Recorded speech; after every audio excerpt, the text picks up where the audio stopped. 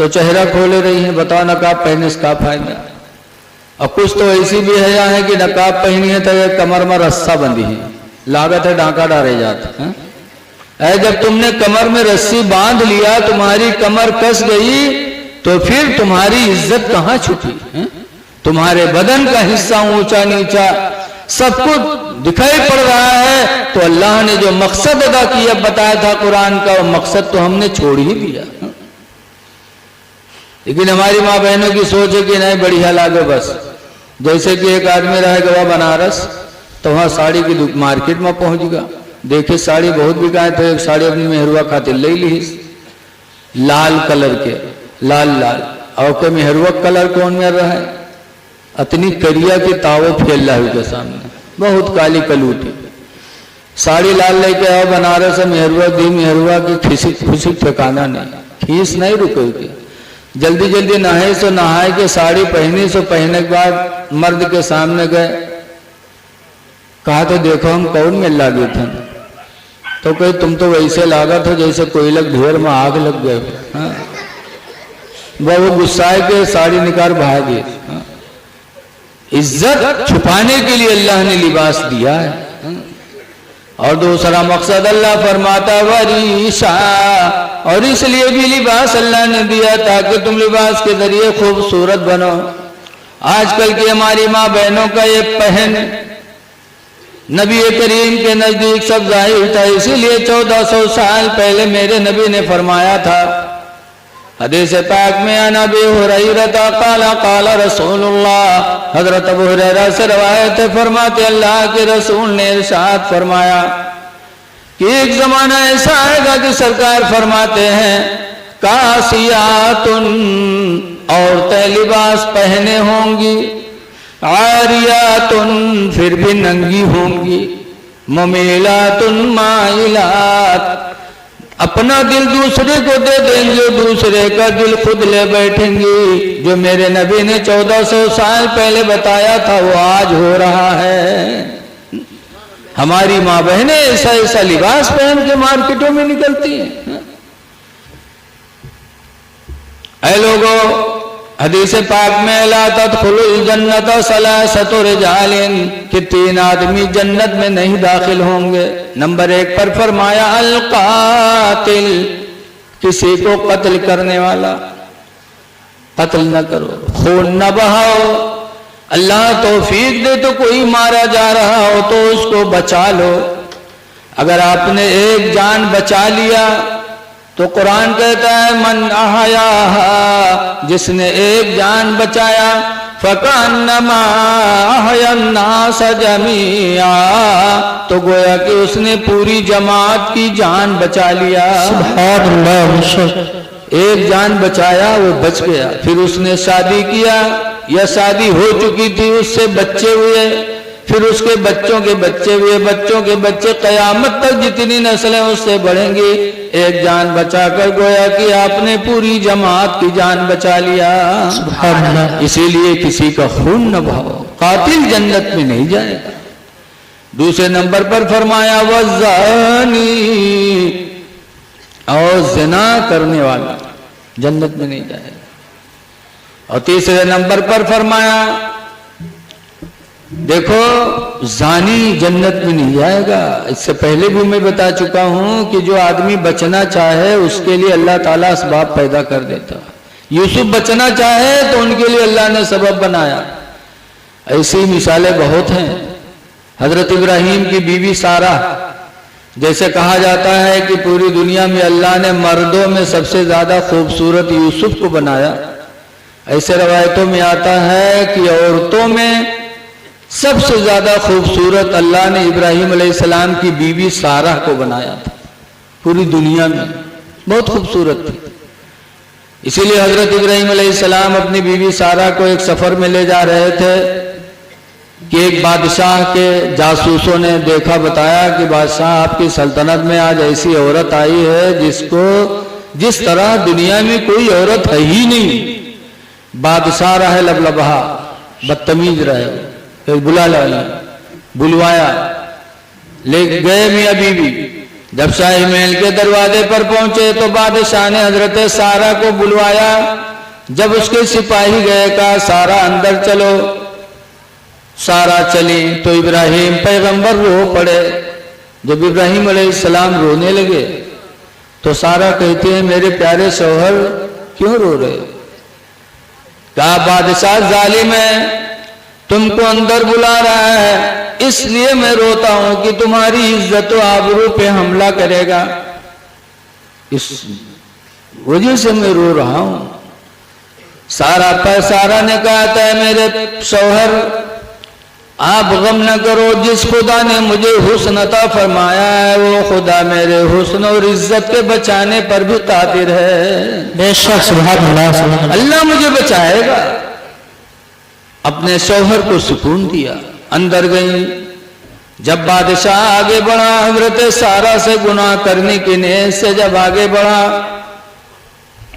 तो लिखा है तफसीर में कि उस पर बादशाह पर फालिश गिर गई। सुभान अल्लाह, फालिश गिर गई, हाथ पैर सब ढीले, मुबू करे से हाथ पैर बहावा ऐसे, ए सारा माफ कर दो, ए सारा माफ कर दो। सारा को रहम आया, माफ कर दिया। जब माफ किया तो वो बादशाह फिर से ही सलामत हो गया। जब फिर से ही सलामत हुआ फिर आगे बढ़ना चाहा, सोचिस क्यों बेर बेर थोरो हुई। जब फिर आगे बढ़ा तो फिर अल्लाह ताला ने फालिश गिरा दी, माफी मांगा, सारा ने माफ कर दिया तो बादशाह ने अमन अमान के साथ सारा को वापस कर दिया। पता चला कि इंसान का जब भरोसा खुदा की जात पे होता है तो खुदा हर मैदान में अपने बंदे की मदद फरमाता है। नारे निकाह इबादत है, लेकिन हाय अफसोस आज निकाह में नाच करवाते हैं, रिंडी का नाच कराते, डीजे बजवाते। ऐ मुसलमानों, इंसानियत कहाँ चली गई? हमारे तुम्हारे भाइयों पे क्या बीत रही है, जरा सोचो तो सही। क्या हो रहा है आपके नजरों के सामने है? घर जलाए जा रहे हैं, गोलियां मारी जा रही हैं, पानी बंद किया जा रहा है, बेघर हो रहे हैं लोग। आज भी नानपारा में 2 लोग आए, दाढ़ी रखाए थे, नमाज रोजा के पाबंद लग रहे थे। राजा साहब की मस्जिद में खड़े होकर के मैक से भों भों रोने लगे, कहने लगे चाइना ने हम लोगों की जमीन पे कब्जा कर लिया, घरों पे कब्जा कर लिया, गवर्नमेंट ने सहायता न दिया। हम तकरीबन 1600 लोग लखनऊ में आए हैं, कैंप के अंदर रह रहे हैं, रो रो के भीख मांग रहे थे अपने बच्चों के लिए। तो तुम ये नहीं सोचते कि हमारे भाइयों पे क्या गुजर रही है और आप रंडी का नाच नचा रहे हो निकाह में, डीजे करवा रहे हो। और कुछ तो ऐसे बेहया हैं जो दूल्हा के सामने डांस करते हैं, कूदते हैं, शर्म नहीं आती, पेट अलग जाते, चूतर अलग जाते, दनुक दुनुक कूदत है। और उनके मेहरुआ का कही देख हमरे गुडुआ कब्बा 5 हाथ ऊपर उलरत है, 5 हाथ ऊपर उलरे हैं। बताओ ये क्या है? इंसानियत कहाँ चली गई? हमारे भाई मारे जा रहे हैं, हमारे भाई बेवतन हो रहे हैं, हमारे भाई अस्पतालों में जेरे इलाज हैं और हम रंडी का नाच नचवा रहे हैं, डीजे कर रहे हैं। खुदा के यहाँ क्या जवाब दोगे? इंसानियत कहाँ चली गई? अगले जुमा को मैं महिपुरवा गया, सर्वोदय इंटर कॉलेज के एक लेक्चरार हैं हाजी अब्दुल रशीद खान। उन्होंने कहा मौलाना साहब सब कुछ तो मिल रहा है लेकिन इंसानियत नहीं मिल रही। आज हमें इंसानियत खत्म हो गई। एक रो रहा है और एक हंस रहा है, रोने वाले से नहीं पूछ रहा है कि भाई रो क्यों रहे हो तुम। ऐ लोगों, निकाह इबादत है, निकाह के अंदर खुराफात ना करो। आज मुझे रूहुल अमीन ने बताया बैठते बैठते, हमने कहा क्या है? कहा बहन की शादी है। ने कहा कब? कहा कल। ने कहा कल बारात आएगी? तो कहा मौलाना साहब 5 आदमी आएंगे बस। हमने कहा 5 आदमी?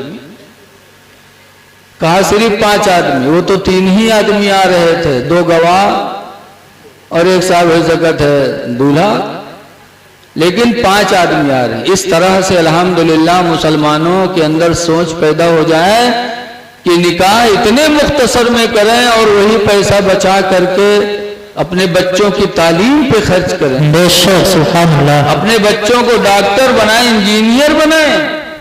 लेकिन आज हम 15 लाख 20 लाख शादी में खर्च कर देते और अपने लड़के को MBBS नहीं बना पाते। पैसा नहीं MBBS बनाने के लिए। डॉक्टर बनाओ। आज डॉक्टरों के अंदर भी बड़ी बुराइयां पैदा हो चुकी। हमारे कटघर में एक साहब के पेशाब में कुछ दिक्कत थी तो गए थे दिल्ली ऑपरेशन कराने। पेशाब में कुछ दिक्कत थी, थैली वैली में, वो ऑपरेशन करा के आए। फिर तकलीफ बड़ी तो लखनऊ गए दिखावे, तो वहां जांच में एक गुर्दे का है, पता चला वो डॉक्टर ने गुर्दा निकाल लिया। वहां ऑपरेशन किया था पेशाब की थैली सही करने के लिए, अब वहां पेट फाड़ दिए, आदमी जान पाओ थे कहा निकाल रहा था, सब निकाल ले जाए। बड़े बेरहम हो गए आजकल के डॉक्टर भी। अल्ट्रासाउंड कराओ जाओ तो डॉक्टर बता देते हैं कि फला फला बीमारी निकाल दी हो, भाई अल्ट्रासाउंड करे वालों वही में लिख देते। ऐसा भी हो रहा है। बेरहमी कूट कूट के भर दी गई। इसलिए जरूरत है कि अपने बच्चों को MBBS बनाओ। शादी में पैसा ना खर्च करो बल्कि अपने बच्चों की तालीम पे खर्च करो। इंजीनियर बनाओ, प्रोफेसर बनाओ, वकील बनाओ। आज हम लोगों के वकील नहीं कोई। मुकदमा में जाओ तो दूसरों के सामने हाथ जोड़ो। वो हमारे साथ क्या करेंगे कुछ पता ही नहीं है। तो कम से कम ऐसा जज्बा होना चाहिए। मुझे बेपनाह खुशी हुई बात सुन करके कि आला हजरत जहां से मुरीद हैं वो जगह है मारहरा। मारहरा शरीफ के गद्दी नशीन हुजूर सैयद नजीब हैदर हसन मियाँ हर बार उर्स में कहते हैं, ए मेरे बरकाती मुरीदो, शादी तुम मुख्तसर में करो और वही पैसा बचा करके अपने बच्चों की तालीम पे खर्च करो। लेकिन आज हमारी कौम नहीं मानती। दुआ है कि अल्लाह ताला ऐसे ही जज्बा हर मुसलमान को अता फरमाए। बेशक सुभान अल्लाह। बहरहाल ये शादी का प्रोग्राम है। मर्द औरत इन दोनों का बड़ा गहरा लगाव है। कुरान हकीम में अल्लाह फरमाता हुन्ना लिबासुल लकुम, बीवियां तुम्हारी लिबास हैं, वअंतुम लिबासुल लहुन्ना, और मर्दो तुम अपनी बीवियों के लिबास हो। सुभान अल्लाह। दोनों एक दूसरे के लिबास हैं। और लिबास का काम क्या है? इज्जत का छुपाना। अल्लाह कुरान में फरमाता या बनी आदम क़द अंज़लना अलैकुम लिबासा, ऐ आदम की औलाद हमने तुम पर लिबास उतारा है। ये लिबास उतारा है अल्लाह ने। क्यों उतारा? तो दो मकसद के लिए अल्लाह ने बयान फरमाया कि लिबास देने का मकसद दो है। नंबर 1 पर अल्लाह फरमाता युवारी सौआतिकुम, पहला लिबास का फायदा यह है कि तुम्हारी इज्जत को छुपा ले, तुम्हारी इज्जत को कोई देख न पाए, पहला फायदा। लेकिन आज हालत अजीब है। पैंट पहनी है तो इतनी चुस्त कि पीछे निगाह डालो तो दुकान भी हिस्सम बटी नजर आवत है, कतना ऊंचा कत्ता खाला सब दिखात है। ऐसे हमारी माँ बहनें लिबास पहनती हैं और ऐसा लिबास जालीदार कि बदन दिखाई पड़ रहा है। लिबास का मकसद अल्लाह ताला ने बयान फरमाया कुरान हकीम में युवारी सौआतिकुम, इसलिए हमने लिबास उतारा कि ताकि तुम्हारी इज्जत को छुपा ले। लेकिन आज हमने ये सोच खत्म कर दी। मेहरुए नकाब